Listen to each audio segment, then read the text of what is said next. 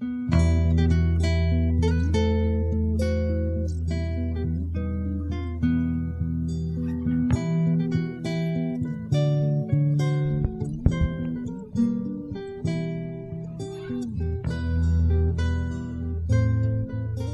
we always return for the big news, this is MuggleCast episode 273 for August 5th, 2014.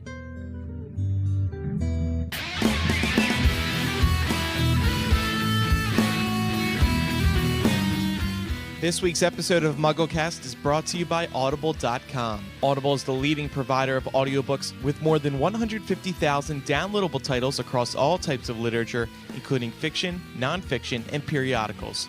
For a free audiobook of your choice, go to audiblepodcast.com/MuggleCast. Welcome to MuggleCast episode 273. Micah, Eric, and I are back! Hey, We're boys. back, babies. We are. You guys are back from Orlando. I'm back from absolutely nothing. San Diego Comic-Con, Comic-Con, if you count 2 weeks. Yeah, that was 2 weeks ago. That was so 2 weeks ago. And you were in Orlando too, though, not that long ago, weren't you? Yeah, in June. So I, too, am back from Orlando in June. But, well, we wanted to do a new episode because, of course, Diagon Alley has opened up in Universal Orlando. J.K. Rowling dropped a interesting short story on Pottermore. We just passed the Deathly Hallows 7th anniversary. The J.K. Rowling released a new book. Fantastic Beasts now has a release date. There's tons of stuff to talk about. So we're going to catch up on all the good news. Our last episode, I believe, was in March or April. And it was right after we learned that Fantastic Beasts is going to be 3 movies. 3 movies. We decided that was podcast worthy. So Not 4. Not here we yet. are. Yes, they have not split movie 3 into 2 parts yet. Jesus. But don't worry, there's a good possibility it could happen. I think it's impossible. Well, there's this no time book. because they're not working off of. Well, right. we shouldn't say that. There's no story that they're working off of, at least that's been published and then can be monetized at a very high rate, like Potter was, like the Hunger Games are going to be, and various other series that have been released over the course of the last several years and will continue to be released. That's the hip new thing, right? Split the last book into 2 movies. Yeah. That, Because if why J.K. not? Rowling wants to be relevant with Fantastic Beasts, she has to split the final movie into 2. Otherwise, I mean, I guess it is kind of possible since Warner Brothers decided to, they had 2 movies for The Hobbit, and then they were like, well, let's do a 3rd. Why not? right. So, no, I feel like part of the agreement with J.K. Rowling was 3 movies. Surely she set some sort of rule with them, like, okay, I'll do this, but 3 movies tops. Yeah. I don't think they would leave it open. Isn't it unclear, like, what capacity she'll serve in the second 2 movies? Like, she is writing the first. Yeah, I mean, I hope she writes the next 2. I mean, I'm sure she'll write more. Yeah, I guess. I mean, Yeah. she's always got a lot of stuff to do. So anyway, let's start with, before we get to Fantastic Beasts, let's start with Pottermore. J.K. Rowling wrote a new story, like I said, so it was written as Rita Skeeter because she was reporting from the Quidditch World Cup where Harry, Ron, Hermione, who else was there? Dumbledore's Army, right? Neville. Yeah, right. Right. The theme was Dumbledore's Army had arrived to watch the Quidditch World Cup, and everybody loved this. This new short story because it was written in the voice of Rita Skeeter that we've missed so much. Rita wrote things like Ron's hair is thinning, Harry's hair is turning a little gray, Harry has a new scar that piqued people's interest. That was Voldemort, the most exciting thing, I think, the scar, because she calls attention to it. She's like, what could this be? Is there some sort of worldly peril that we don't know about? That's really the biggest thing, I think, for people is like, is Harry off on another adventure? Right. She wrote, quote, "Is the chosen one embroiled in fresh mysteries that will one day explode upon us all, plunging us into a new age of terror and mayhem?" And think, J.K. Rowling wrote this. Like, she's just teasing us. She's just taunting. This is the thing. I think it's cool that she can just jump right back into these characters. And granted, we don't know how long it probably took her to write something like this, but I would assume it could even be something that she had in her back pocket for a little while, or clearly she wrote this specifically for Pottermore. But I like the fact that we're able to just jump right back into the world as if as if we never left. Yeah, exactly. Well, it is also like set present. It's set presently. It's set during the present time. So the Quidditch World Cup is meant to be going on like right now, or when the article was published. So it's kind of like it is catching up with Harry, Ron, and Hermione in a way that we hadn't really ever seen yet so far. Like, J.K. Rowling said what they end up doing, and I think that little other bits have trickled out, but this was like a news report about what they're doing now, and for that reason it's cool too. Yeah, I mean, it's the first time that we've seen modern day Harry, really. Although I think this takes place. See, so people read that quote, "Oh, is the boy wizard involved or is the chosen one embroiled in fresh mysteries?" And everybody thought, "Oh, wow, so maybe this means that something is up." But then I guess people did the math, and I think this technically takes place before the Deathly Hallows epilogue. So that didn't really add up, because if all was well at the end of the epilogue, then yeah, you know. I wonder if she'll retcon that or something, like give him a few extra scars, but on the epilogue, like she'll have to go back and re-edit it. You're right though. That's very important. I think it's like 2017 or something is the epilogue. Ish, like 19 years later, right, from 97, right, something like that. So, right, because there's this group on Facebook where they're like, go to King's Cross and meet Harry and his family. Like, so there's totally going to be, if there's not going to be a con, dude, there has to be a convention, and they have to get cutouts or something. They have to get Dan Radcliffe and Emma Watson and Rupert to attend. Probably their first convention. Yes, I'm sure they will not be busy in any way at that time. But Dan will show up in a Spider-Man suit, because he'll just be coming out of Comic-Con. Oh yeah, that's right.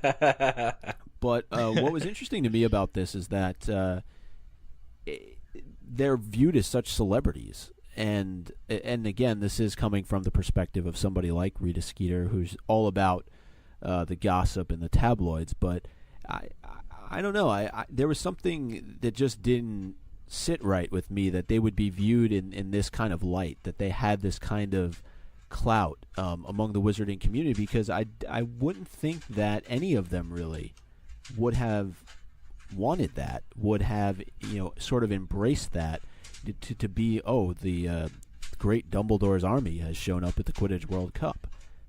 You know what? I was surprised at first too at how public the Dumbledore's army, like, little, phrase was. The fact that these people are known for joining this subversive group, kind of anti-government group in school. But that ultimately, I think it's because they were right in the end, and it had to be known, in the years following, year 7, with all that crap that was printed against every single one of them, and undesirable number 1, word just spread that they were, in fact, Harry was right along, all along, and Dumbledore was too. And so I think the celebrity was really brewed out of that, the fact that they did, in fact, save the world, that Voldemort was, in fact, back, that plenty of people died, fighting him, or as a result of him. And I think that's where it comes from. Like, the word just had to get out, and kind of an unfortunate side effect was their fame, which is now detailed scathingly by Rita Skeeter.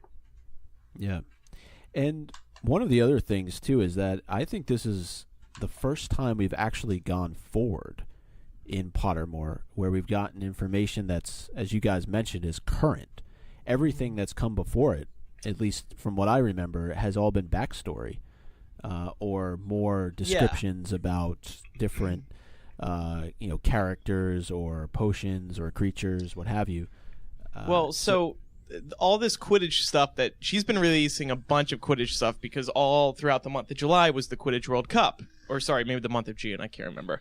But leading up to this, there was a bunch of Quidditch reports penned by Ginny Weasley, the Daily Prophet correspondent, and those were in present day too. But it's not as interesting as this because this specifically references the trio, and it's written by Rita Skeeter. So, yeah, this is kind of like just one other comment I want to bring in. I did forget about the Ginny things. Thanks for reminding me because I do want to go back and read those. Mm-hmm. But J.K. Rowling, like when this particular article came out with Rita Skeeter too, like every news story every news site like picked up on it, and it was all the main ones too, like CNN and BBC and stuff were talking about this new article. And I remember one of the critics that was interviewed, maybe like even over on like HuffPost or something, said, I as a fellow writer of J.K. Rowling's, I would love, who wouldn't love to write 1,500 words, which is not a lot at all, and garner this worldwide attention as it was. It's only 1,500 words. Like, it is short if you think about it. If you think about how short it is and compare it, relatively to the hype that is just surrounding this piece and how every single one of us was just like dying to read it, it just shows that she still has like a mega amount of power. She's still got it. Well, it's also tempting for sites to write up this type of material because, they can make a headline. Like, I think E! Online did a headline, or somebody was like, Harry Potter is back. I'm just like, oh, God, no, not really. Stop. But yeah, Eric, that's a great point. I mean, everybody jumped on this story. Yeah, and I did myself. I mean, I immediately went to go and read it, where normally I wouldn't have, if there was just more new information that had been put out on Pottermore. It's one of those things, I'll get around to it when I have the chance. But if you're talking about something that's new as it relates to the trio, I think that immediately is going to spark interest. And one thing that actually did come up, as you mentioned at the top of the show, we were in Orlando for LeakyCon. One of the panels, the discussion was about should J.K. Rowling continue to release more information like this? Is it worthwhile? Okay, well, we now have Andrew's answer and contribution. Honestly, I think everybody who went to that panel, none of them said no. None of them said no. There was an argument that was running simultaneously about whether or not the stuff she writes can be considered canon, or if it's part of extended canon, or if it's just crap that she writes to write. But all of us want to keep reading it. It's canon. Yeah, of course. I would agree. But others would not. But there were a few people who wanted her to completely stop writing, and I think we should reference that it was the Alohomora panel that was talking about this, and but just I'm all well and fine with her continuing to write and to put out this information. I think again, I would prefer to have an encyclopedia where everything is in one place that I can go and read, as opposed to Pottermore being this still somewhat difficult to navigate online experience. But there's a part of me too, though, when you go and you read something about Harry and his hair turning a little gray, it's a little weird. It's like, do you really want to go that far? Do you really want to go to the point where he's going to be sitting in an old age home somewhere in I don't know Godric's about Hollow? Old age home. Isn't there? Didn't we do a joke once? We were talking about, but he's in his ourselves. 30s. He's in his 30s. His hair ourselves is graying with already, hair really? graying. He's had a lot more stress in his life than most people. Yes, that's absolutely right. And I want to continue with this discussion in a moment. But first, it is time to remind everybody that today's episode is brought to you by Audible.com. Audible is the internet's leading provider of audiobooks with more than 150,000 downloadable titles across all types of literature, including audio versions of many New York Times bestsellers. For listeners of MuggleCast, Audible is offering you a free audiobook to give you a chance to try out their great service, which I always love during the summer because you get to go outside more often, and maybe you're walking around, maybe you're laying on the beach or by the lake. By any body of water, and you just want to close your eyes and relax. And maybe a good way to do that is to be accompanied by an audiobook. The book I'm going to recommend this week is it's not going to be a surprise. It's The Silkworm by J.K. Rowling, a.k.a. Robert Galbraith. You can get the book for absolutely free. We're going to talk about it later in the show. But it is an excellent book, and I highly recommend it. If you haven't read The Silkworm, then read The Cuckoo's Calling. You can get that for free from Audible. This deal will get you one book free. Just go to audiblepodcast.com/MuggleCast to sign up for your free 30-day trial membership. Grab The Cuckoo's Calling, grab The Silkworm, grab The Casual Vacancy by J.K. Rowling. All of her post-Potter books are available on Audible. Again, audiblepodcast.com/MuggleCast. We thank Audible for their support of the show. Here's the other thing about this whole Rita Skeeter story. We can barely believe it. I mean, we can because it's Rita Skeeter. You can't trust a gossip columnist. I mean, how do we know they even showed up at the Quidditch World Cup? Well, Andrew, it's all fiction anyway. Who cares? Well, that's a good point. But still, I mean, this fiction... Did you just answer yourself? Yes, I did. I mean, because I know that's what some people are thinking. The news has finally gotten to him. There's so much going on in the world that Andrew has split himself into two people so as to better cover all the news in the fandoms. And he answers his own questions now. Micah, we don't need to be on this podcast. Yeah, where we're going to go. No, look, I mean, I was thinking about this on the day it happened. I mean, everybody's getting so excited about a story by Rita Skeeter, who's very well known for making stuff up.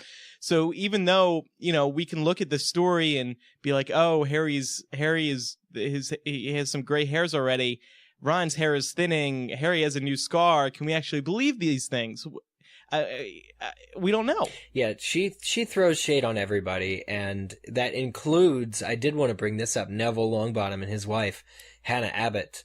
And she actually says that they're alcoholics, that they drink a little bit more than they should, considering they both work at Hogwarts and teach or shepherd our children. It's a bit ridiculous, really, when you think of like all the stuff that she says and you look more closely at it. You can sense, and it's kind of brilliant because you can sense she's just bitter about the whole situation. I'm surprised that she still has a job, but that's just, I guess, freedom of the press for you.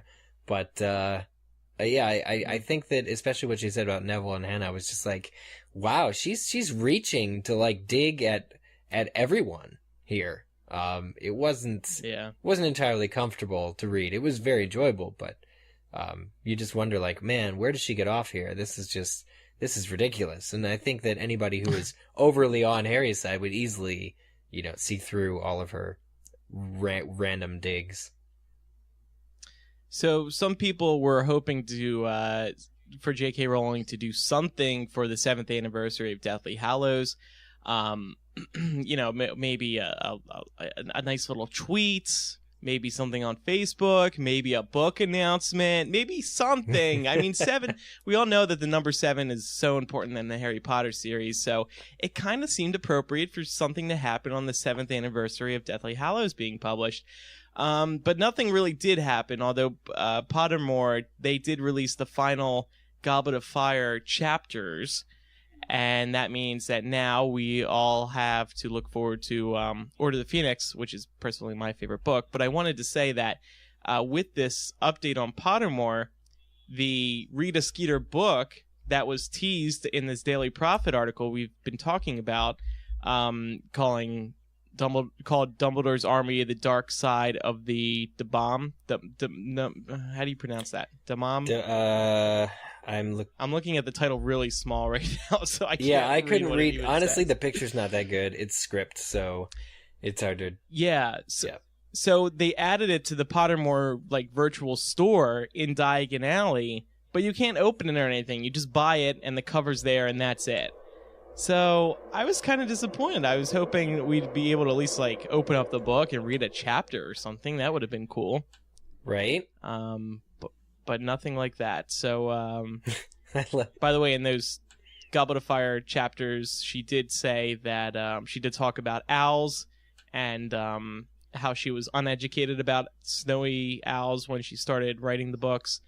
And she wrote about how wizards handle magical illnesses. She wrote about the Great Lake and a couple other things. So, how did she not know that owls do not eat bacon?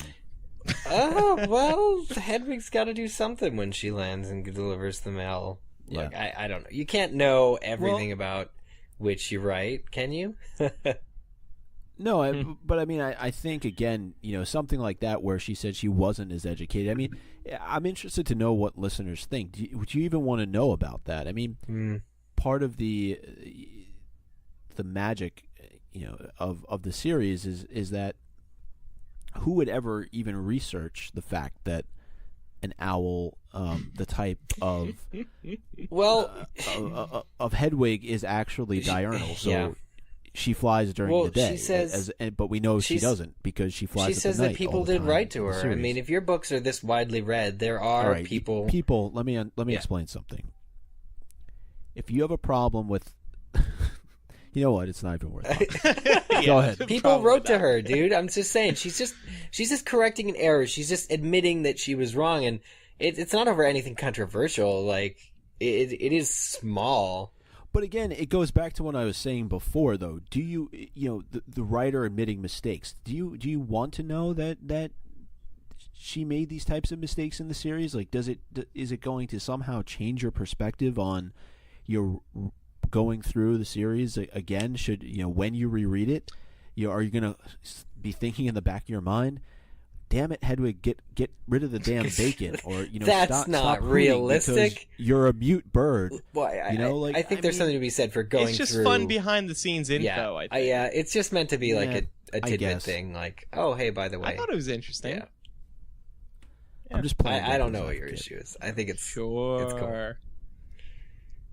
cool. So I thought before we talk about J.K. Rowling's. Or the other Potter news, we could talk about something J.K. Rowling did publish this summer, and that is The Silkworm, her second book in the Cormoran Strike series. The first book, of course, was called The Cuckoo's Calling. We all remember how she released the book under pseudonym Robert Galbraith last year. It was very exciting because the book was sitting on bookstore shelves for a while. We didn't know it, and then the news leaked. And anyway, now the second book is published, also by Robert Galbraith. She's sticking with that pseudonym, which I think is a cool thing. And have you guys read it? Yes. Oh, great. Did you too, Eric? I did not. Oh, okay. Have you read the first one? I have not finished reading the first one. They're really good. It's a casual vacancy trend. I think it's just J.K. Rowling post-Potter trend for me, but I absolutely do. Well, I do want to read them. Everybody says it's awesome. I will say the first one, right? The Cuckoo's Calling. I thought that it was much improved upon in the Silkworm because there was just something about the way that the reveal of the killer took place in the Silkworm that I thought was much better than what happened towards the end of Cuckoo's Calling. I thought, it didn't pack as much of a punch. I'm not trying to, downplay it and say you shouldn't go and read it, because I think you should, because I think one of the things that Rowling continues to do so well that we've come to know her for is develop her characters. And I think that Cormoran Strike is, continues to become this figure, this kind of interesting sleuth that will follow throughout an entire series now. So, I think it's definitely worth a read. There's no good reason why I haven't read it yet. I will admit that 100%. There's no good reason. I feel ashamed coming onto this podcast. When I saw that was in the document, I considered resigning. So it's just, I'm embarrassed, but I didn't read it yet, and I will sometime. Well, I agree with Micah. It was I thought it was a step up over The Cuckoo's Calling. It just, when I read her books, I'm just continually reminded of the great level of detail that she writes with. It's just such a pleasure to read her words. And I like how this one played out over the course of the book. I loved the ending. Just like with the first book, it's kind of like an action-packed ending. It feels like she saves these big, quote-unquote, big action scenes for the very end. You don't really see them throughout the rest of the book, which is okay, because it's still an interesting story. I love the overarching plot lines that are coming through the series on a whole. I mean, she has this whole plot line with Robin and her husband is very well. not husband. That may have been a spoiler. I don't know. It doesn't matter. Oh, but that whole thing, Robin and her man, that whole thing is interesting. They're engaged, right? They're getting married. Yeah. Cormoran's life in general Cormoran's work outside of his life and outside of his work is interesting. So a bunch of interesting plot lines. And again, it's just such a pleasure to read her writing. This book is a little shorter than the first one. I noticed that immediately upon picking it up. This one focuses on journalism and the literature world, which was interesting to read because you can't help but feel like J.K. Rowling inserted some of her own personal experiences or ideas of the literature world into this book. I felt that way about Cuckoo's Calling, too, because it was a celebrity that had died. And I thought, well, she's clearly talking about, like, paparazzi and stuff in there, just in the beginning that I read. But it seems like she's done that again with having isn't the victim an author now? Yes. Yeah. Okay. Cool. I wrote on the MuggleCast Facebook page, I was asking people to write in with some questions for today's show, and Katie wrote in asking, what are your thoughts on the theme of the definition of literature and the nature of publishing in the Silkworm? Micah, did you have any thoughts on that? I love how you just threw that to me. But I would just echo what you already said. I mean, I think there are probably some very strong personal experiences that were included, if not experiences, maybe just even personal feelings of having seen others go through just the struggles, I think, of what it takes to publish a piece of literature. And I think that was definitely front and center, and the whole plot kind of ties into that. And I think that probably moving forward we'll get less character development and probably a little bit more action, because I think that now in these first two books the characters of Robin and Cormoran have really been solidly established. I'm sure there's more we'll continue to learn about both of them, but I feel like especially in this book, I felt like we got a lot of insight into Robin and her background and her family, and her relationship, and and with her fiance, but also with Cormoran. And it's interesting to see how that relationship continues to grow without giving anything away. I think that it's going to be interesting to see how that kind of develops along with whatever the next case may be. And I thought the other thing that was really cool about this particular book was seeing Robin sort of become more of the detective, really kind of coming into her own, and you find out really why she wanted the job in the first place was to pursue this career path. So is she going to kind of become this Watson to Cormoran's Sherlock Holmes? Yeah. And that's another arc that is going to play out beautifully, I think. And J.K. Rowling did make one appearance to promote the Silkworm. She was dressed in a suit and tie, which I thought was great. Some people were, I think, jokingly thinking that she may wear like a mustache because, crime and whatever. But she did wear a suit and tie, which was kind of cool. And she revealed that she has many books planned. More than 7 of these books are coming. So this is a big series. If you're a J.K. Rowling fan and you like mysteries or whodunits, definitely start reading them, because there's going to be many of them, and you're going to keep hearing about these. So, and just going back to the question that you had from Facebook, I mean, I think there's going to be people who are really going to jump into the detail of what happens in this book, specifically as it relates to the murder. And I'm sure there's a ton of literary tie-ins and analogies that can be made. So I mean, I'm personally not well versed enough to try and do that, but I just think also that there's a lot of Andrew, you can jump in here too. Like I just thought that some of the things that happened was not traditional J.K. Rowling. I mean, it was just in terms of the graphic nature of it and some of the weird stuff. I won't say the other S word But yeah. It was weird. It was really weird. It is weird because you read this and you're like, oh my gosh, this is the woman who wrote Harry Potter. She can't think these thoughts. Yeah, exactly. She's not allowed to. Steph, we'll wrap this up. I know everybody doesn't read these, so Steph also pointed out that there were a couple Potter nuggets in the Silkworm. First of all, Emma Watson was specifically referenced in the Silkworm, which was cool. I believe she was on a magazine cover.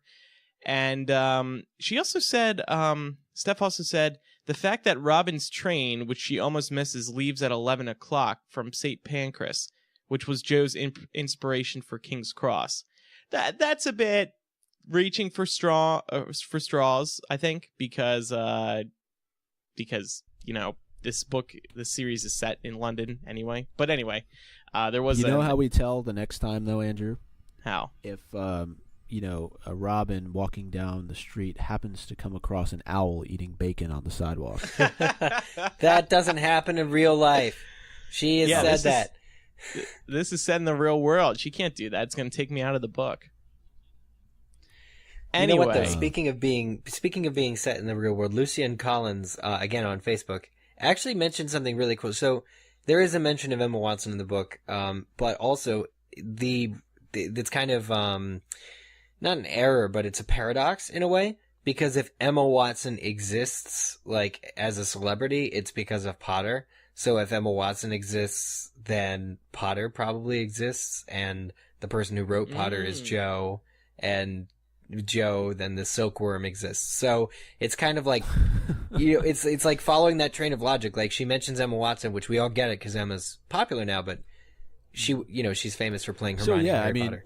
The Potter series could just as easily be mentioned. Is that what you're saying? Yeah. J.K. Rowling herself could be mentioned. Right. J.K. Rowling can write about herself being murdered. Wow. That's true, I guess, well, right? This is a whodunit series. I mean, she wouldn't be the first. Stephen King did it.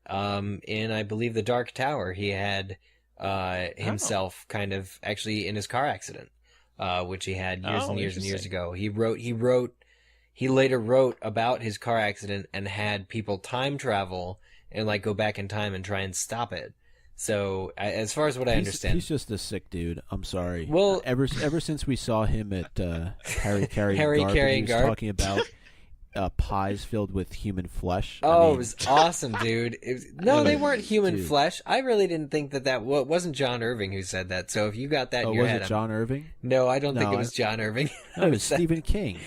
It was the cherry pie because it was from the stand or the body. Yeah, it wasn't cherries. But look, so this little breaking of I guess Potter can exist because this book is being written by Robert Galbraith, right? Is that is that the counterpoint to this? So that's right. In that world, J.K. Rowling is not Robert Galbraith, and so Robert Galbraith is able to write about J.K. Rowling. Like you said, Andrew, she could even make an appearance in the book.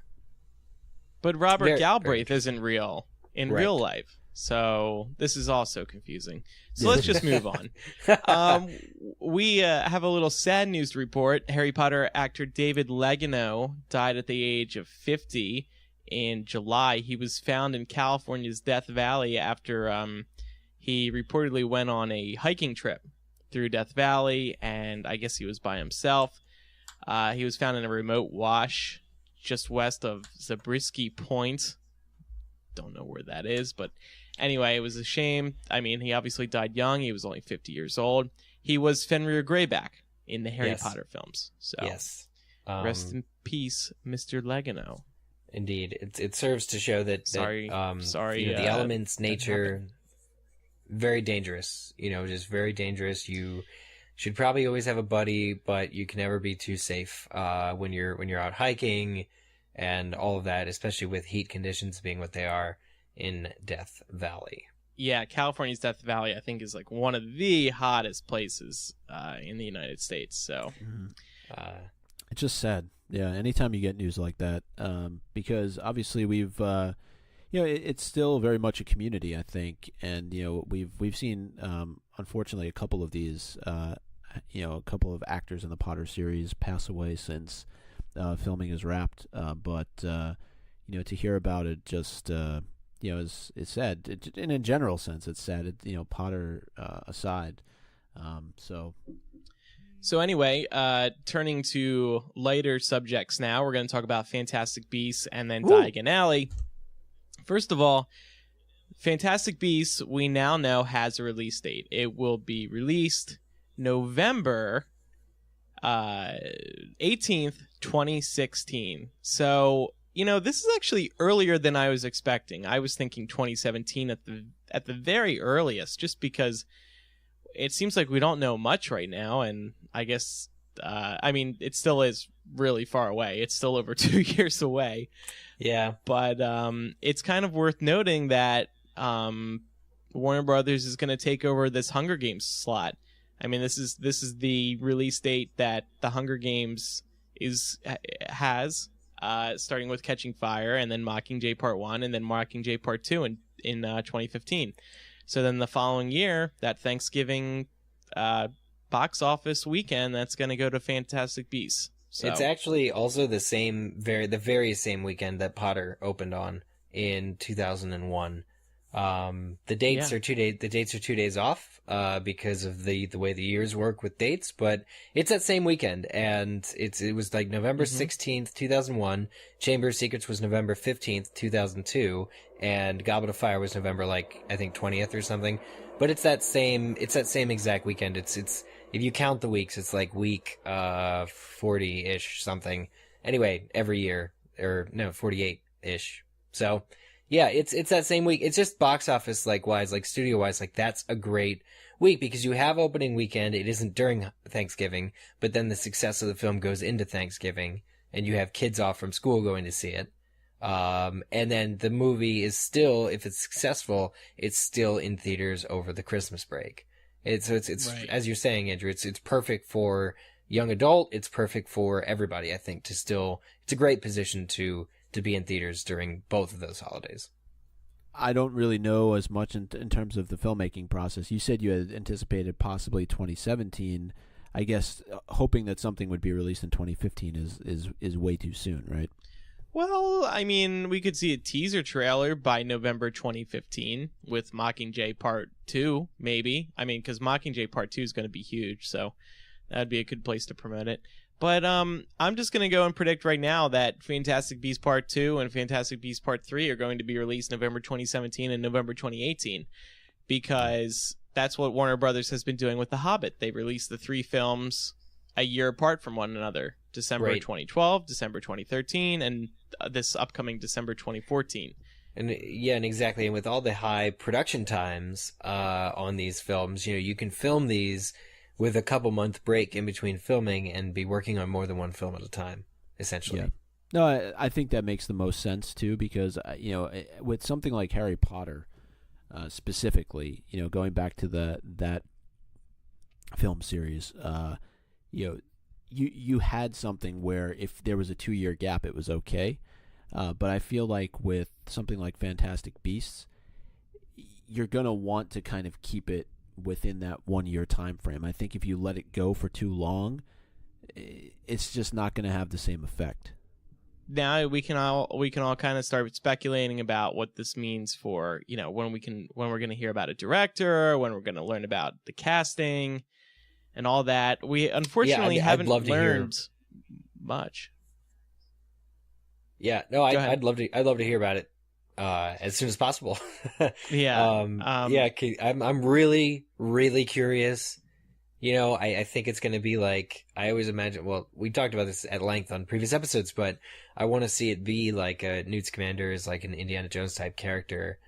And like in the past, going through Muggle New York during the Roaring 20s. I'm sold on the premise. So any bit of detail that gets added to this project is going to serve to excite me and for the project, but no idea when we'll get that stuff. I mean, do you think it's unreasonable, Andrew? I wanted to ask you this, since you were just at San Diego Comic-Con. It seems like everybody is making their like big announcements or having big things going on there. Like, do you see like Fantastic Beasts like having a panel at San Diego Comic-Con to promote the movie the way that all these other films like the superhero films are doing? Yeah, I mean, Harry Potter did it. I don't know if it was Deathly Hallows Part 1 or Part 2, but Tom Felton showed up to premiere it. It was Part 2. Tom Felton showed up to premiere a trailer, and then I know we had an interview opportunity with him. So, yeah, I mean, this is definitely the place to do it, and I think they will at some point. The question is, will it be 2015 or 2016? They could announce something at Comic-Con 2015 because they're talking about Batman versus Superman now, and that doesn't come out till 2016. Oh, yeah. So, well, so yeah, I mean, like you said, I think maybe do a trailer right next year, and then the following year you do a panel before the movie comes out. Yeah, I mean, well, it depends on when they're going to be filming. So right, because they won't have that much content. Yeah. Speaking of filming, we do know they are going to be using Leavesden Studios. That is where they filmed all 8 Harry Potter movies. It currently hosts a Making of Harry Potter studio tour, and David Yates, funnily enough, is actually filming there right now. He's working on a movie. Oh, he's filming Tarzan there right now. so I wouldn't David be Heyman? Yeah, no, David Yates. David Yates. David Yates is Tarzan. That's interesting. Yeah, he is Tarzan. So I wouldn't be surprised if he's working in the production offices or consulting on the Fantastic Beasts production offices. They gotta be working on this to some extent there now with concept art or something. I don't know. Yeah. Somebody sneak in. Somebody who lives over in the UK. I really want to know that. Please, go to the studio tour under the strict premise of finding out information for us. But I think it's awesome, though, that they're using Leavesden Studios. I think there's a familiarity with it, especially if there's a potential for certain actors to come back at some point. We got to imagine as we move further on into the series here of Fantastic Beasts that there's going to be some sort of overlap, right? And yeah, I mean, not necessarily like a straightforward overlap, like actors returning to their exact roles unless they choose to do a flash forward, because this is set in the past. Right, but eventually the past meets up. Yeah, eventually, with the present. Though they could also have somebody like, say, Ivana Lynch does like Luna's great-great-grandmother. Like, she portrays, like, they make her up to look a little different, but it's still her. Like, that would be cool. Like, Back to the Future style. The only other thing that we know right now is that Alfonso Cuarón is not directing Fantastic Beasts. Andrew, I'm sorry. I was all for this, man. I had your back on this, man. I was blown away when you first suggested it. I thought it was the best thing ever, and I hate Prisoner of Azkaban, but, as you know. But at the same time, I really was willing to give him a second chance on this. Yeah, well, yeah, a lot of people were excited and a lot of people hated this idea. This was reported by Deadline the former.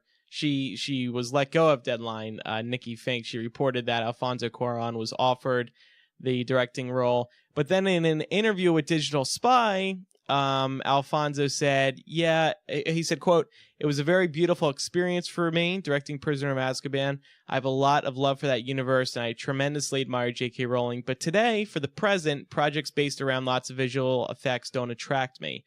I'm coming out of a 5-year process of doing visual effects and now I sort of want to clean my palette of that a little bit." Of course, that's he's referring to Gravity, which he did with Warner Brothers and Harry Potter and Fantastic Beasts producer David Heyman. So Alfonso appears to be out, even though I personally think that would have been a great idea. Yeah. We talked about it, I think. I don't know if it was the last episode or 2 episodes ago about how he would probably be a great fit for something like this, but it's obviously his decision. Now I can't get my mind off of David Yates now that you connected the dots there with him working there on Tarzan. I cannot stop thinking about it. Of course he's there. Of course he's approving stuff for the film. Yeah, but I don't think he's gonna. I don't think there's any chance he's gonna direct though. By the way, I think it is true that Warner Brothers offered Alfonso the gig. Reports that came out after that initial report seem to suggest that Alfonso Warner Brothers basically said to Alfonso, whatever you want, you can have. If you want Fantastic Beasts, you can have it, blah, blah, blah. Because because Gravity was so successful for Warner Brothers. He was just in a great point in his relationship with Warner Brothers where they said, if you want Fantastic Beasts or any other movie, you can have it here at our studio. Wow. But, of course, he came up with this reasoning. He's been in digital effects for a while. He doesn't want to go back into it. So that's probably the truth. He was offered, but he was like, I'm done staring at CGI all day for now. Yeah. You mean they're not real? Space is real. And I guess The as we vacuum is real, transition Micah. as we transition into Diagon Alley news, we should mention a story that's kind of a little further down in the doc.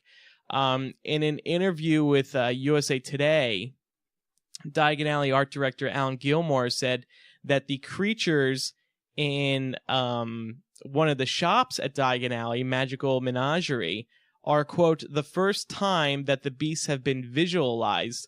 He said it will give visitors a peek at the next wave of Harry Potter. So maybe these photos, these beasts that you see in the Magical Menagerie shop are early renderings for creatures in the Fantastic Beasts movie. Maybe. I love this article. It's really bold to think that they're sneaking these characters in right under Harry Potter fans' noses. It's kind of like a San Diego Comic-Con preview, but everybody expects it there. So instead it's like, well, here's this world of Harry Potter, and we're just going to put stuff in like the upper levels that you can't get to, but you can look up and see. And it's going to be these creatures that we're working on. There you go. It's like, we need to fill the space with something. Why not be it like previs, like creatures for this upcoming film trilogy or however many it's going to be. And when I was there for the media stuff, when I was in this shop and I took these pictures that you see in the article, it was brought up to me by one of the people working in that particular store that they have a copy of Fantastic Beasts on hand, the J.K. Rowling book that was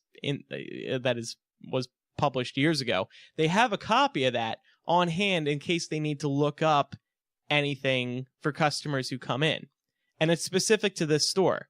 So that's another little interesting tidbit. I guess if you walk in and you say to one of the people there, hey, what's that purple thing with the two unicorns? They'll open up their book and they'll say, oh, this is a crumple-horned snorcack creature that Luna Lovegood was searching for with her father. You know what's funny is I know we definitely do want to talk about everything in Diagon Alley, but speaking specifically about Magical Menagerie, I think this is located like at the top of the hill right next to Gringotts. Is that right? Yes. Yeah, you go up and then you make a left. Yeah. So I was in here and they have a lot of stuffed like plush versions of the different animals. There's like a Scabbers, I think there's like a Fluffy. There's a Fluffy. So that was pretty cool. For a 3-headed dog. But the funny thing is, we were traveling through Diagon Alley. It was late at night because it was part of LeakyCon's night event inside the park. And somebody I was with, her name is Alyssa Jeanette. She works on the MuggleNet book blog. But she said we were in Magical Menagerie for like a minute, and she went in before I did. I was walking in and she was walking out. She said, "They don't have rat tonic," and I thought, for all of the consumerism that exists in this Harry Potter park, that's a missed opportunity. Like the one missed opportunity that they're not selling the rat tonic that Ron tries to get for Scabbers. I thought it was a funny little. But what would you nod. do with rat tonic? It could be water for all I care. You just buy it. It's like you go into Magical Menagerie and you just buy rat tonic because that's what Ron tried to do in the books. Or he did in the books. I don't know. Okay. But Well, it's a funny memory I wanted to share. So, I guess we'll start with some basic information. Diagon Alley opened in the first week of July at Universal Orlando. It's located at Universal Studios. That is the park neighboring Islands of Adventure. Hogsmeade and Diagon Alley are in two separate lands. They are connected by a working Hogwarts Express, which we will talk about a little later on. And there was the media preview, then there was the grand opening, and then there was that LeakyCon event that Eric just mentioned. So let's start with the big thrill ride. Well, or how about let's start about your feelings when you first enter. Well, Andrew, we have to wait 4 hours if you want to talk about it. I knew he was going to joke about that. I knew it. Okay, so let's get a fast pass for that. And in the meantime, okay, let's talk about, so you come up to Diagon Alley. It's in the back of Universal Studios, and you're greeted by the London waterfront. You can see Creature peeking out the window. The night bus is there with the conductor. But I want to talk about that moment that you walk through the brick wall. You don't really walk through, but whatever. You walk through this little tunnel and around a corner, and you have to walk. It's interesting. You have to walk a little further once you get through the brick wall to get past this bridge that's over top. And then you can see the dragon with the shops on the left and right. How was that experience for you guys? It was, it's interesting because I remember that feeling when you first went to the Wizarding World and got to see Hogwarts, right? Because, I mean, that really is the most iconic piece that you could possibly include in the park. And I remember walking through with a couple of people, some who were legitimately breaking down in tears, as you enter through the gates of Hogsmeade, and the train is there and the music is playing. And, Diagon Alley, though, it's just has such unbelievable detail. And I think that's not to take anything away from Hogsmeade, but I think that just that you could really sense the time and the energy and the effort that went into creating this place. It's almost like they looked at what they did initially and said, we're going to do it 100 times better from that standpoint. And I think that, to just see that, to as you mentioned, you walk through and then you see the dragon all the way down at the end of that corridor and on top of the bank. But I was just blown away by the rich detail. And I know that the space itself is approximately the same size as Hogsmeade, but you don't get that feeling. I mean, this feels much more expansive. It feels like you have much more room to walk around in. And there's just so much more to see. Even though there's only one ride, there's still so much more to see, and I think that may have been what the original park was lacking. I think it had too much in terms of rides and not enough for Potter fans to kind of just sit and experience. Well, I would agree definitely with the detail too, as Micah said, and size-wise, I think they are comparable, but there's no, I mean, that includes the size that the dueling dragons and the hippogriff ride take up. So if you include that, like that, so it is actually bigger areas where you can walk.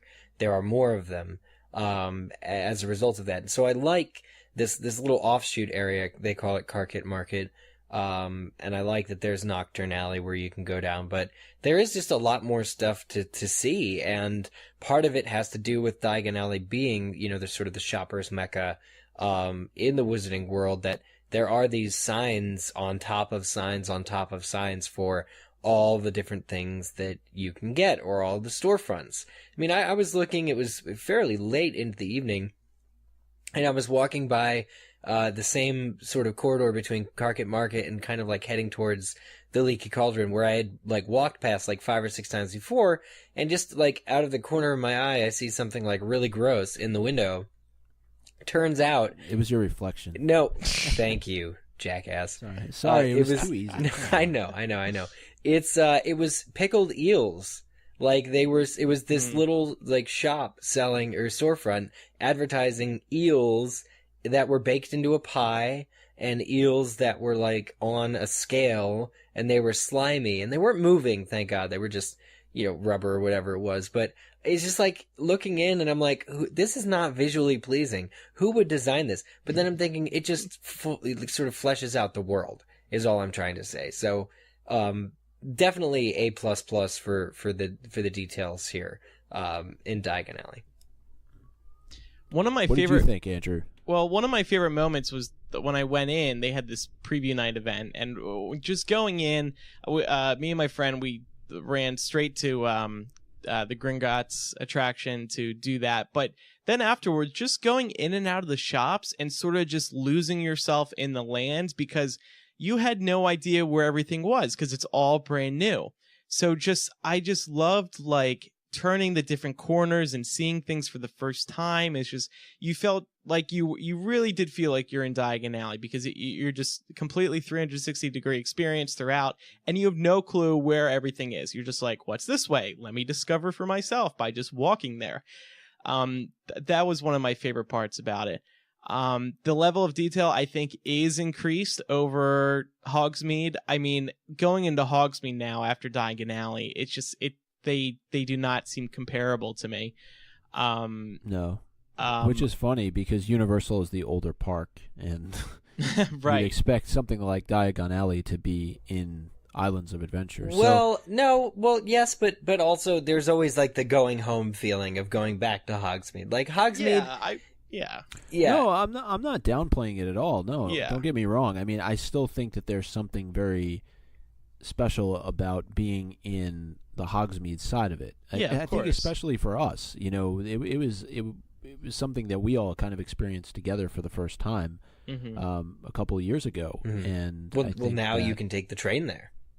Now you can take the train there, but I was just, Andrew, you and both you guys said it. I mean, the detail was amazing. I could probably go back there and spend time looking at things that I would not have even noticed on first glance, and I probably could spend more time there. You know, I didn't even get to enough of the different shops and other things like that were there, and you know, especially at night, I think. First of all, at night, I mean, it's amazing to walk around there, but it doesn't do much for pictures, which I was very much kind of looking forward to capturing a lot of photos the way that I did when I'd gone over to Hogsmeade for the first time. Right. But one of the really cool things, I think they didn't have to do it, they did it anyway, was the addition of Nocturne Alley and Borgin and Burke's, and that just, again, the way that they were able to set this whole thing up so that you're completely immersed in the world. You feel like you're really there, and it's air conditioned. Yes. Nocturne Alley, the fact that it's air conditioned and completely out of the sun, I think is a response to the complaints. I mean, I don't know if there had to be complaints about this. There's really like no shade in Hogsmeade other than that allery. Right. I mean, people were standing out in direct sunlight waiting to get into Ollivanders. I mean, it's rough there. There's no shade. Whereas with Diagon Alley, the buildings are a lot taller, so there's less direct sunlight in Diagon Alley during the day. Carket Market is shaded, and Nocturne Alley, complete darkness and air condition. I mean, if you're there visiting with kids and you don't want to be out in the hot sun, you can just chill in Nocturne Alley. It's dark and depressing in there, but at least you're cool. Well, and not getting sunburnt. Yeah, I don't know. And with Carket Market, it's not complete darkness and it's not air conditioned, but it is shaded and it's a big open area.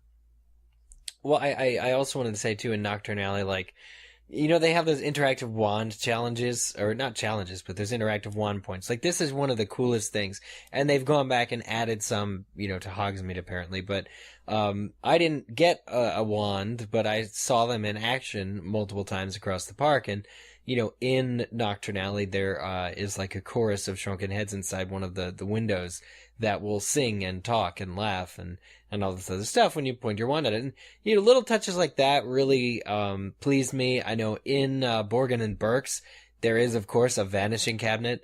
I mean, it's just like you'd go in there and you expect it to be there, and then it is. And then you're just like, collective sigh. There's this like sigh of relief. And additionally, there's, just like you were saying, on top of magical menagerie, with all of those creatures, sort of hidden up above, you get that. I mean, in Nocturne Alley and Borgin and Burke's, there's a whole display case of things that you can't buy. They're just like dark objects setting the scene for that store. Like, I mean, you know, there's tons of t-shirts and stuff on the outer walls, but then when you first walk in, there's this huge glass case, and like, all you can do is look at things that are like, you know, stabbed with nails, and I think the Deathly Hallows are in there too. Borgin and Burks is the hot topic of the Wizarding world, I've decided. Yeah, or Horcruxes are in there, not Deathly Hallows, but really just the level of detail again. You know, in these shops, Weasley's Wizard Weasel is another big one. I mean, it's short, it's kind of small, you know. It's like because the second and third floors are loaded with stuff, you just can't go up, you know, up there to see it. So let's talk about Escape from Gringotts. This is the main attraction there. There's really only one ride in Diagon Alley, and this is it. I mean, if you're not counting the Hogwarts Express. Escape from Gringotts, you go through a queue themed to Gringotts Bank, of course. They have that beautiful lobby. I will say there's one problem with this attraction, and it's the photo op. As soon as you get inside the bank through the queue, the bank lobby with all the goblin bank tellers, you go through this area where all you do is stand in front of wood paneling and you take a picture of you and your friends. And that's it. They take the photo for you. Of course, it's like this old school camera. And then you get it printed at the end of the ride with, you know, a border around it. And you can also get a photo ID, like your Gringotts photo badge. I thought that part was cool, but just this whole photo op is just not well done. I hate to say it, but it's true. And part of the problem is that this ride that you actually go on is basically all screens. There's nothing real inside the ride, so there's nothing to take a photo op with during the ride. Well, it's 3D, so the issue is, I think, the reason there's not an on-ride photograph, and this is something that was kind of like a developing conversation as we were, you know, as you do when you're waiting 4 hours in line. One of the people we were with, Amanda Walters, who I first met at the MuggleCast that we did in Down Under in Australia, you know, was with us in line, and she had ridden it once before. And so she was able to tell us, well, this is a 3D ride, you know, and I said, is there an on-ride photograph? And she's like, well, I won't spoil you, but no, there's not. And so it's 3D, it's 3D, but like, so she meant like, cause you do get your photo taken, but it's in line, like you're saying. I mean, with us wearing glasses, that ruins or would ruin any kind of, you know, on-ride photograph that they would do. You know, because we'd all be wearing glasses. So that's my only thing with that. But I will say also, John Noe and Frankie Franco from Pottercast, as well as Bree Bishop, were all in line, and they tried to break the record for most people in one of those Gringotts photos. So you have to see, go look at they had a group of like easily 15 to 20 people, and they all fit into one of those shots. So I will say... Did they do that so they could afford the cost of the photo, which is like $30-$40? It's ridiculous, the cost. I mean, I hate to... This is like, what is it, like Pottermore, where we just open up by bashing it and never let up. It's typical theme park prices. Yeah. Typical theme park prices. I enjoyed the ride. No. Well, look, the ride is great. But I did want to talk about this part in line. So you mentioned the photos, but that's the one area in line when I felt like the line was moving too fast. Because as you're walking along that corridor right after you take the photo, they have all these daily profits and stuff. And it actually, like, we got shuffled, and there's the offices of, like, Griphook and Ragnarok or whatever that is, and, like, a few other things. So, I mean, the whole queue is themed, but I felt that moment in particular, like, the pacing-wise, you know, on Forbidden Journey, you can, like, walk all the way through Defense Against the Dark Arts if there's no line, and miss the fact that Harry, Ron, and Hermione come in under the invisibility cloak. Like, it's like that, but only so there's more detail, and I would need to go back through the line to really appreciate it. Yeah. No, I agree. I thought we were very much rushed through there. I think the photograph blinds you, too, so it's a good thing you don't go right onto the ride after taking the photograph. I mean, but I was really looking forward to, taking a little bit of time to look at some of those daily profits, to look in some of the offices, because I think they even had some things going on there, right? Yeah, I'm sure they did with all the detail that they put in different places. I mean, I don't know that we touched on it, but when you're actually inside the bank for the first time, with all the goblins around, and you know, it's such a at least to me, looks like an exact replication of the film because you have that huge chandelier above you, which I'm sure cost a pretty penny to put in there. So that's why we're paying $30. All for the ugly pennies photo. were cast out. It's beautiful. That whole bank entry area. It's just gorgeous. Yeah. But yeah, the ride, we were in the front, the very, very front. So there was one point that I thought that I don't know. I didn't know if I was going to make it, but were you scared? Jesus! Thank you for telling me this now. Well, yeah, better I tell you that now than while we're actually on the and ride. I find out. Yeah, no, because we were in the front, and there's this one point where it completely dips forward, and you're like suspended out into space, basically. You know what I'm talking about, Andrew? Yeah, it's awesome. That's the most exciting part. Right, but what I was saying was I was concerned about the actual security of making sure that I didn't fall out. You're good. That was cool though. I thought it was overall. I mean, I thought it was fun, especially sitting up front. I didn't know if I was going to be able to handle it, but I made it. Well, so I too was a little nervous about the intensity of the ride. I thought they may have wanted to make it more intense than Forbidden Journey over in Hogsmeade, and I thought Forbidden Journey was pretty intense. I don't like coasters or anything like that, so I don't like coasters with loop-de-loops, I'll say. So, this ride was more family friendly than Forbidden Journey was, and I liked that about it.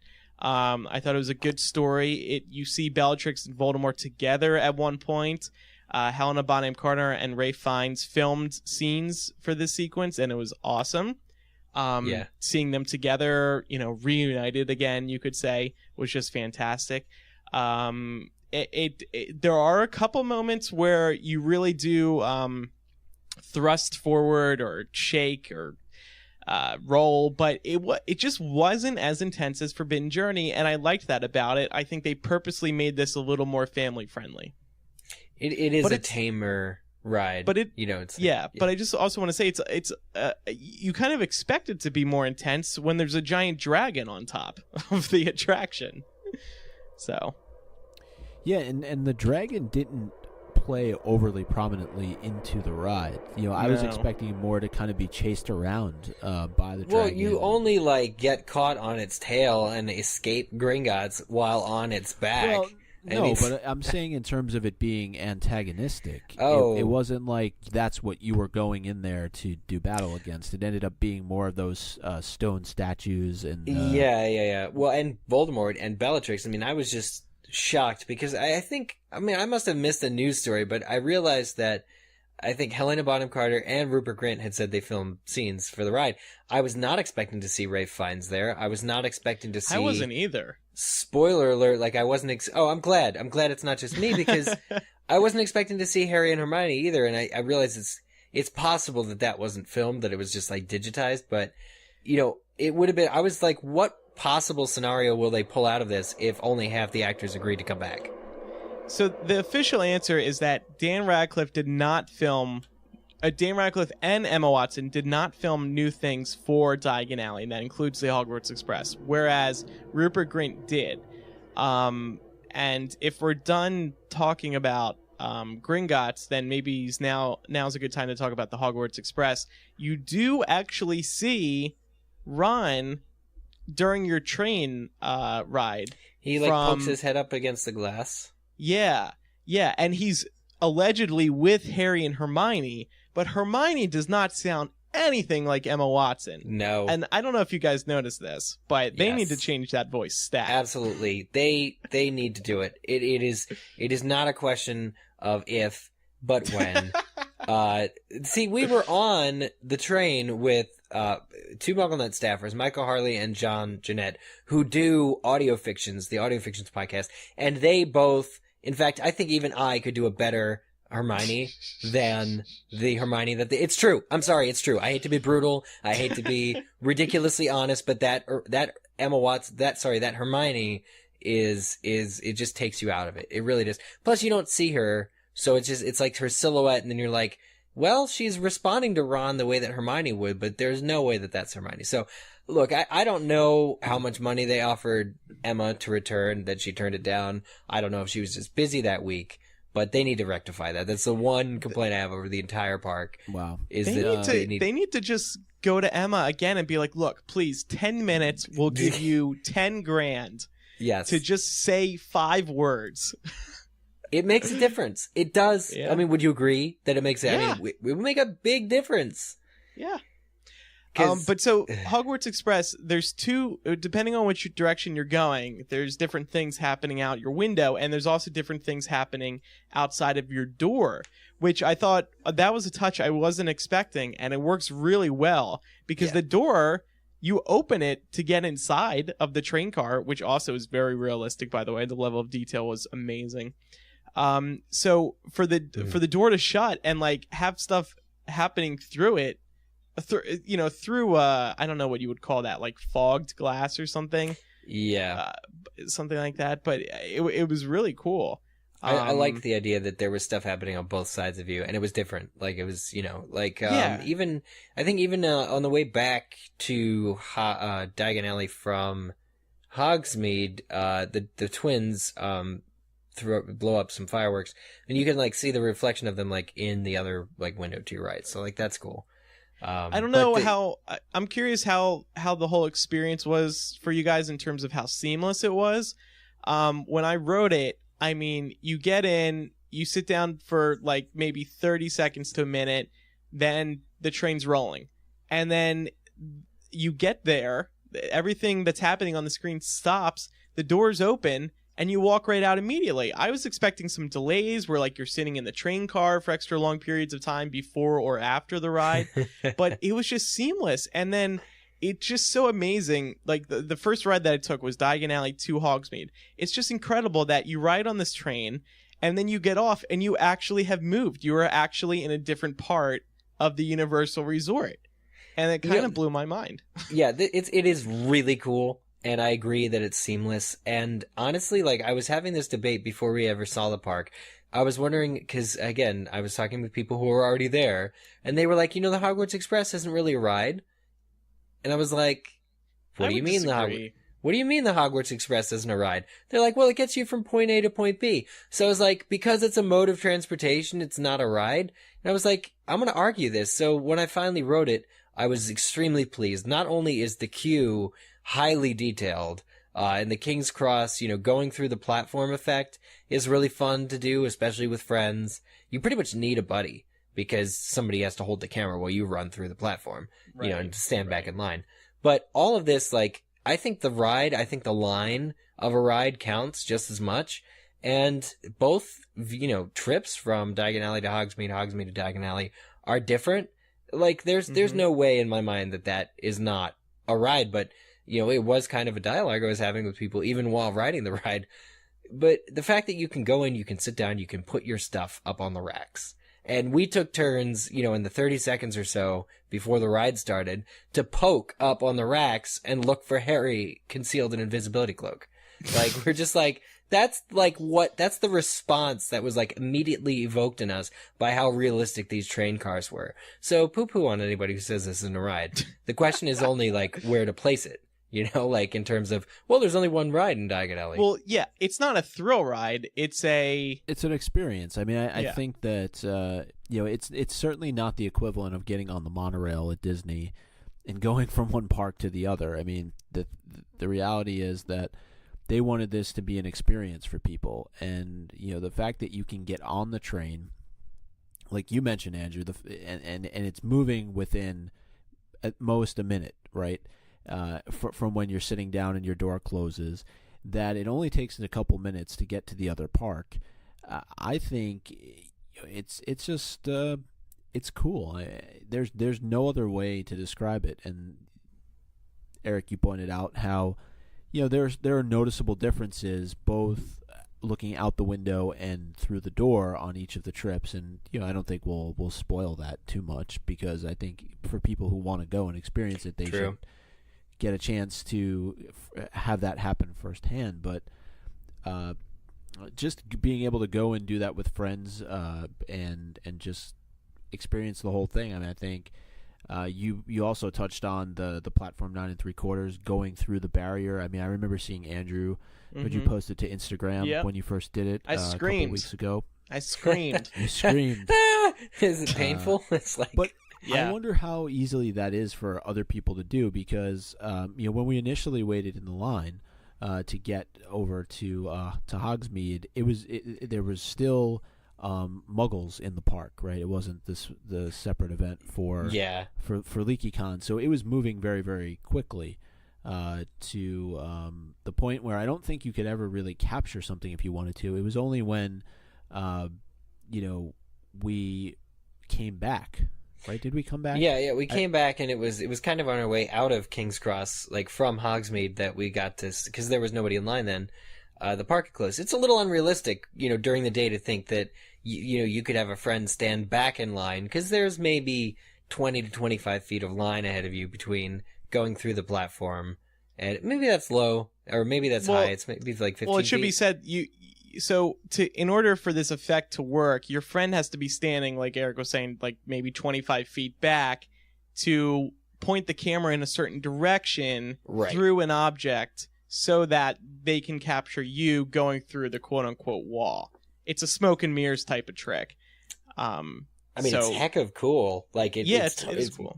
Who would have thought of that? It's great.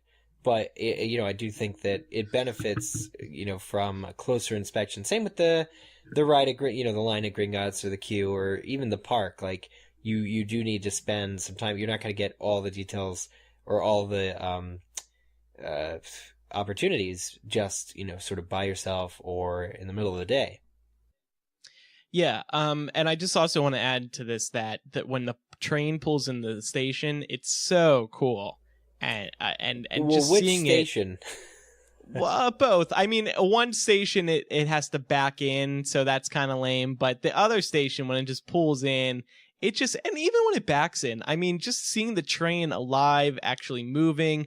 This thing is even bigger in person, I think. Like, I don't think any picture does it justice until you're actually there seeing it with the smoke billowing out and whatnot.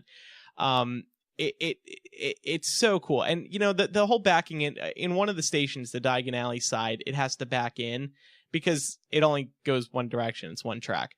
But I don't know, it didn't bother me. I still thought it was cool. This was pointed out to me by either Greg or Lee from the Unofficial Universal podcast, who did a small interview with me after we went into the park. But they're like, real trains actually do back in. Like, you don't realize it, but like trains back in all the time. Oh, well, there you go. So don't complain. It's just the best example of like having to set my expectations lower, because I was like, man, the train is ridiculous. You back in, because like if you're going from Diagon Alley to Hogsmeade for the first time and the train's not there yet, when you get in that room, you're waiting for it and you're expecting like the billowing smoke. But because it pulls in backwards, all you see is like the ass of the train, and then then it comes in, and then you see the smoke. But I was on the other end. It's a great ass.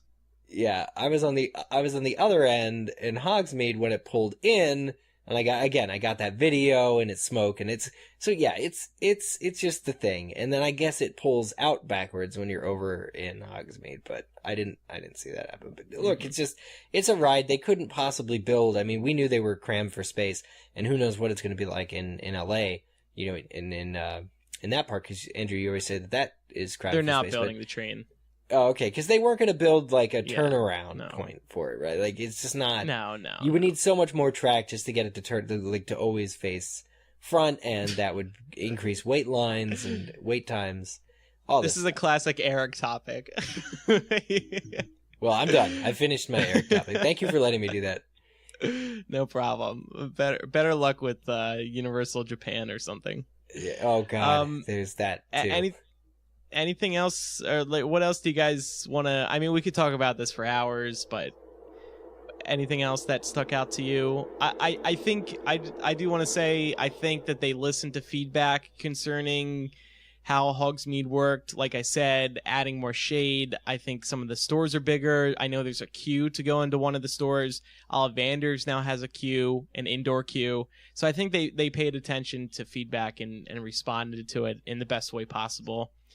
While still maintaining the authenticity that you expect after watching the Right. films and reading the books.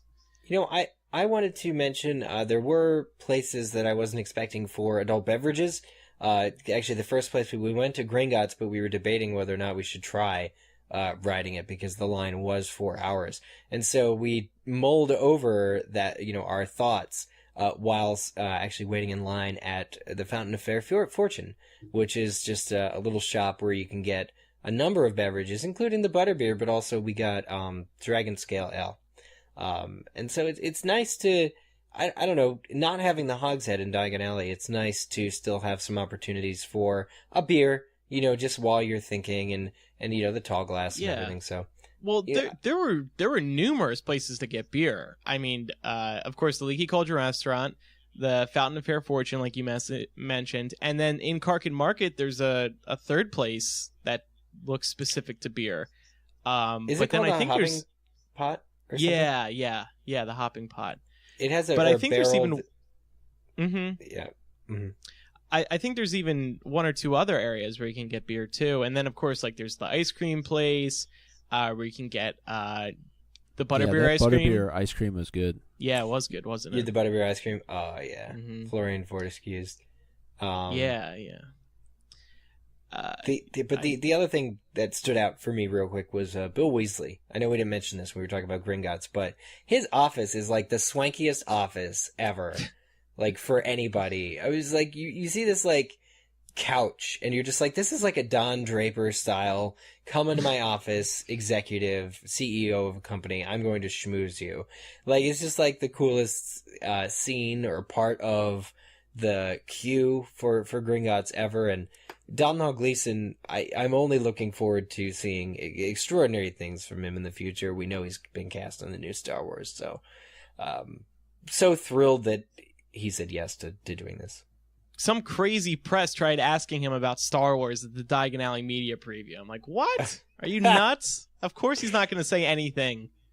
Well, you followed the rules. At least you didn't. But what did he say to this person who asked him, who tried? Oh, I forget. I don't know. Oh, He was okay. like, no, I can't. I can't say anything. Something like that.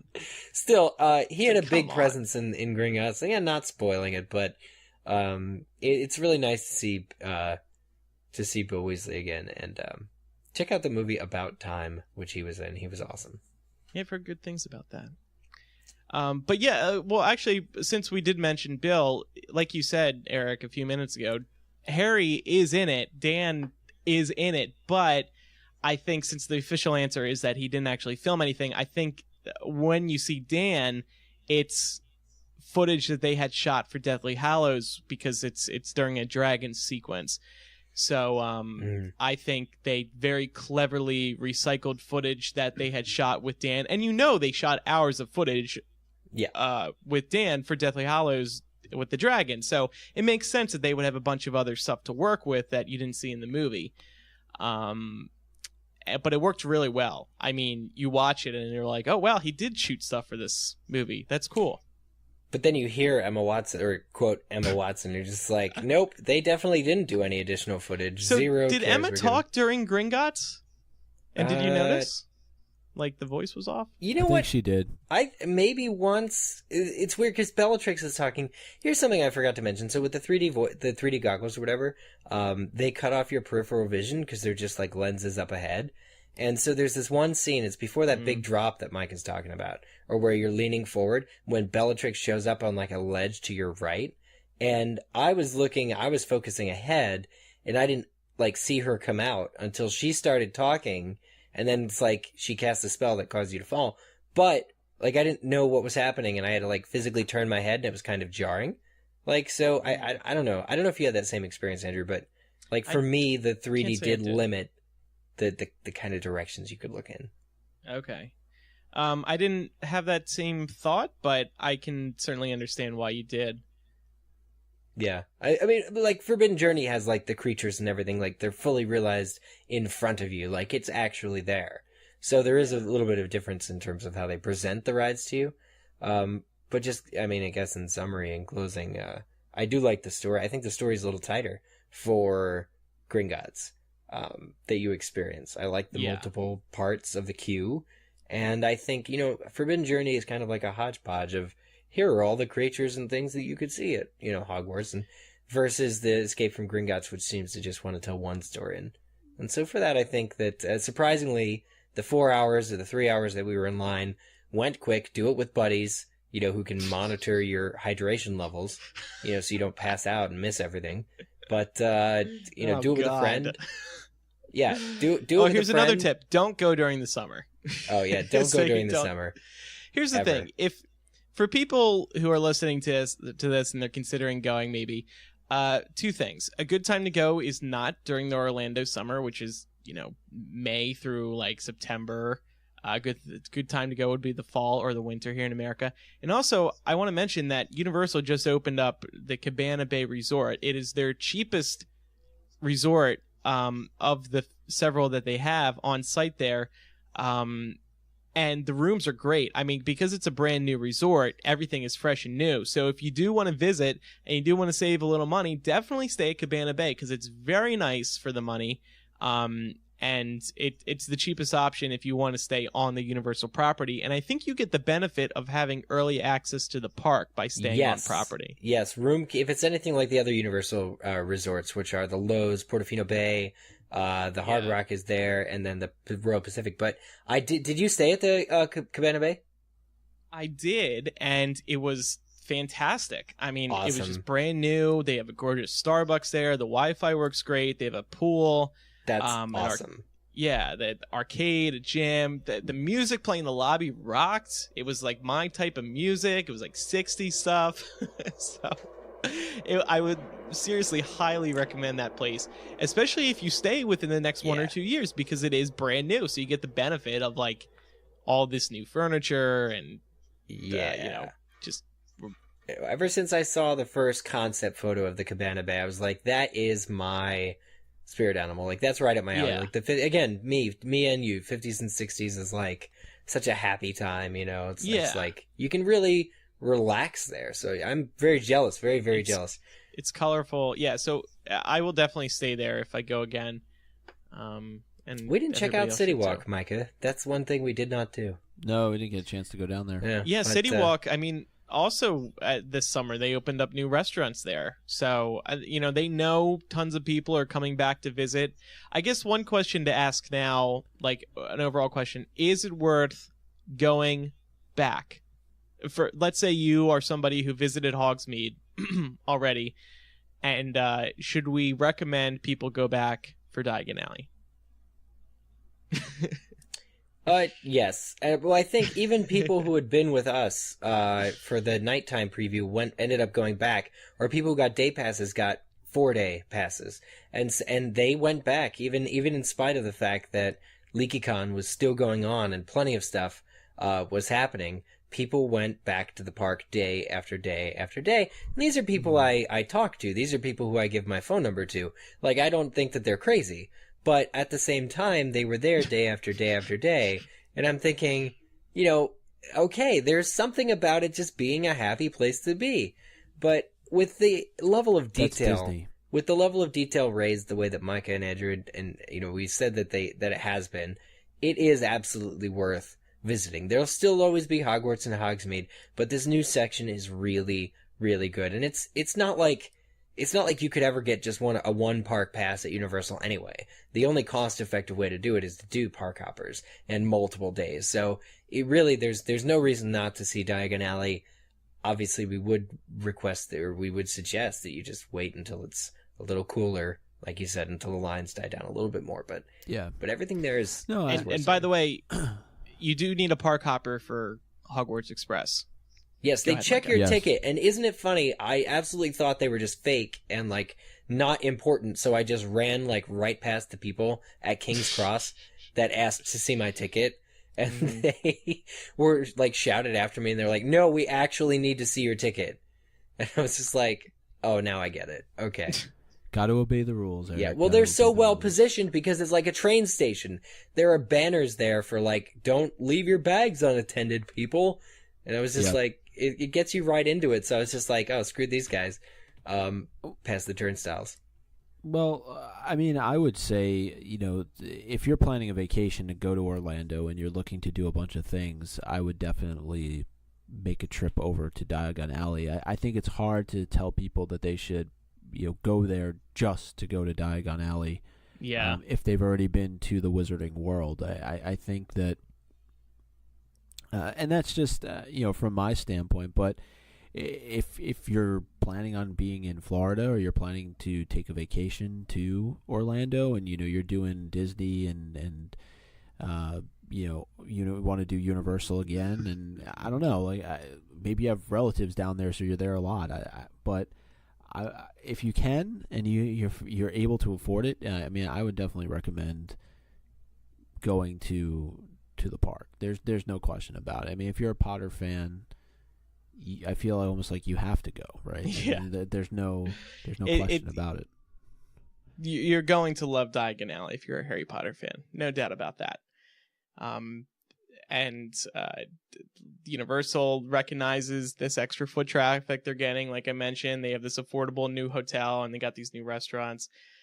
Somebody on the MuggleCast Facebook asked, I lost the question.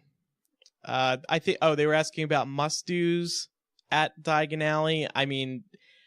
Obviously the Gringotts ride, obviously Hogwarts Express, but if you have the extra money, I believe the wands, they're kind of pricey. They're $50, but you can do spells with them, so that is pretty fun throughout both lands. And just walk around and enjoy the shops. And I guess Butterbeer is another must-do. You know what, Celestina Warbeck, was she there when you were there? Yes. Okay, because right? that is a must-do. She is awesome. Yeah, they have a live Beetle the Bard stage show, which I didn't see. I caught it on YouTube. And then they also have the singer that Eric mentioned, who is Molly Weasley's favorite singer. That's right, she is. Well, I think just in general, the theatrical attractions are a step up above what was in Hogsmeade before. And Shaded. Yes, and Shaded. You get to stand in the shade watching them. You couldn't do that at Hogsmeade. I missed the Tale of the Three Brothers too. I'd wanted to see that. So that's a shame. Zach and I and Gina and everybody caught that. It was like the last thing we did though, because it was at, the last show was at 12:15. But the dragon breathing fire is cool. I know we may not have mentioned that. Oh yeah. But that is cool. You're right. That is pretty cool. It's a little much for the Orlando summer, but it's over quick. Maybe if he breathed ice instead of fire. Every 10 that would hurt. Or it was just like a fan. That would hurt standing underneath the. No, it was like a big, like they have those fans as you wait in line. Well, you need an interactive wand because there's an umbrella just over by the restrooms there. Yeah, and you can, and it rains if you if you stand on the plate and then wave your magical enchanted wand, it'll rain around the edges of the umbrella. But yeah. There's also a hidden spell at the hopping pot.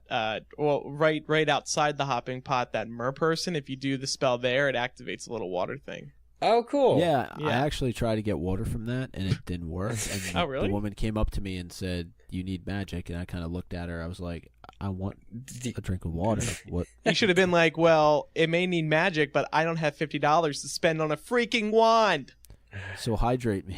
Aguamenti. That's what you just needed to say the incantation, Micah. And another thing that works is, "Do you know who I am?" That would work too. Yeah, do you know who I am? I unfollowed J.K. Rowling. I'm Micah freaking Tannenbaum. That's who I am. You should have just led with that. But the dragon does breathe fire. I think it's every 10 minutes. It may be worth mentioning to people who do want to go. Yeah. Yeah. Well, there's probably so much more to say about Diagon Alley, but we won't say it on this episode. We'll say it on episode 275 when we're talking about the third expansion. What about 274? When will that fall into the grand schedule? I don't know. When the Fantastic Beasts director is announced, or that's probably the next big thing, unless J.K. Rowling drops an encyclopedia announcement or something. I would imagine that's the So that's it. But I could foresee us starting up episodes with some regularity once all the Fantastic Beasts madness begins. It's still a long ways away, but oh gosh, do you know we almost didn't talk about this? Tomorrow, August 5th, right, is the anniversary of MuggleCast. Oh, Yeah. no kidding. Well, Yeah, that like completely 9 slipped by me. 9 years, nine for Andrew anyway. And Mike and I came in later in the month, but the first, Well, it still counts. yeah, the first Muggle, like this is our month, fellas. Unbelievable. I'm looking at the show notes. It says the first episode was August 7th, 2005. Oh, same weekend So, though, same yeah, same week. close It's enough. the same week number. Close enough. Well, The first episode was myself, Kevin, and Ben, and then Mike and Eric joined on a few episodes later, 2005. So, well, we'll have to do an episode next year for the 10th anniversary. That's right. We will. So happy anniversary to MuggleCast. You know, I will say in closing, we did get a lot of people at LeakyCon come up and say very nice things about MuggleCast. So I want to thank everybody who, came out. We didn't do a meetup. We couldn't get it on the schedule in time, and Andrew was not there, so we could not do that. But we did hear from some of you that were listening, and we want to thank you for your support and thank you for continuing to listen to us throughout all of this time. Absolutely. We will be back in the future. I guess for now we should tell everybody where we are until next time. I'm at Hypeable, and we do our podcast over there, Hype, talking about general entertainment stuff, fandom stuff, including Harry Potter. So visit hypeable.com. Freshly redesigned. Eric and Micah, what are you guys up to? And at Sims, right? On Twitter. At I saw Sims that you, on Twitter. That's right. You recently received another inquiry about the Sims game. I am often confused with the Sims video game. The Sims 4 is coming out soon, so the confusion has only increased. I'm totally expecting an Andrew Sims expansion pack for The Sims. Like, I want them to be, like, you should be a playable character. Although I guess you could be, if anybody would, if you would just make yourself as a Sim. Well, you can find I'm me always down to play. at MJTBAUM on Twitter. I think that's probably one of the first times I've ever plugged my Twitter on this show. But why the hell not? Are you like J.K. Rowling? Are you starting to use it all of a sudden? I do use Twitter for the most part. Okay. Don't I? Yeah, you do. I was just kidding. Enough. I was just kidding. Oh. I don't follow her. Not yet, because she didn't reply to you. She didn't reply to me. You're scoring. Even though it was retweeted or favorited or what have you over like 100, 200 times. Yeah, we did pretty good with that. But right now, working on our Game of Thrones podcast, Game of Owns, which was did our second live show actually down in Orlando during LeakyCon. Had a great group of people come out, and you can find us on all the social media using Game of Owns. That keeps it pretty easy, right? Yep, and I can be found on Twitter at Spielerman, SPIELERMAN. Nickname never gets old. And I tweet over there, and I'm also a podcast host on Game of Owns and MuggleNet's Aloha Mora, where we're currently reading through Book 5. Such that long book that we never quite got through all of in chapter by chapter on this show. We're doing it over there, and I think we're going to make it in another year or so. So it's a weekly show. Definitely check them out. And thanks to everybody who already does. It was fun hanging out with Kat and Caleb. We had some time to catch up from MuggleNet while I was down there in Diagon Alley. Nice. Yeah, it's the only MuggleNet people I've seen in a while, so we hung out a few times. It was good. I wish I had made it to San Diego, too. I have to do that one of these years. Well, maybe next year or the year after for whatever Fantastic Beasts stuff that they do there. That's the truth. That is true. All right, well, thanks everybody for listening. As always, you can go to MuggleCast.com and, follow us on our social media. We're still active on the MuggleCast social media, twitter.com/MuggleCast and Facebook.com/MuggleCast, which has 52,000 likes, by the way. It's doing quite well with the growth. Still. Not too shabby. Not shabby at all. Not too shabby. So thank you everybody for listening. I'm Andrew Sims. I'm Eric Skull. And I'm Micah Tannenbaum. We'll see everybody next time for episode 274. Goodbye. Happy anniversary, MuggleCast.